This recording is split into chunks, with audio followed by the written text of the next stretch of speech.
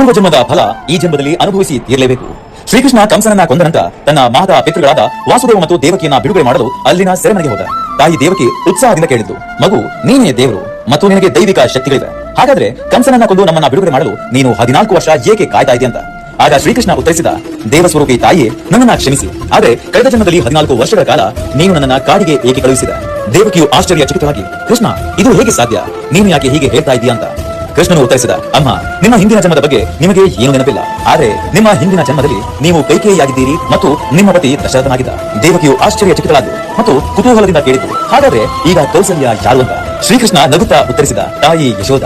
14 ವರ್ಷಗಳ ತಾಯಿಯ ಪ್ರೀತಿಯು ಅವಳ ಹಿಂದಿನ ಜನ್ಮದಲ್ಲಿ ನಿನ್ನಿಂದಾಗಿ ವಂಚಿತವಾಯಿತು, ಅದನ್ನ ಅವಳು ಈ ಜೀವನದಲ್ಲಿ ಪಡೆದುಕೊಂಡಿದ್ದಾಳೆ. ನೆನಪಿಡಿ, ಪ್ರತಿಯೊಬ್ಬರು ತಮ್ಮ ಕರ್ಮದ ಫಲವನ್ನ ಅನುಭವಿಸಲೇಬೇಕು. ದೇವತೆಗಳು ಕೂಡ ಇದರಿಂದ ತಪ್ಪಿಸಿಕೊಳ್ಳಲು ಸಾಧ್ಯವಿಲ್ಲ. ಇನ್ನು ನೀವು ಯಾವ ಕರ್ಮವನ್ನ ಸಂಪಾದಿಸಬೇಕು ಎಂಬುದರ ಮೇಲೆ ಕಣ್ಣಿಡಿ.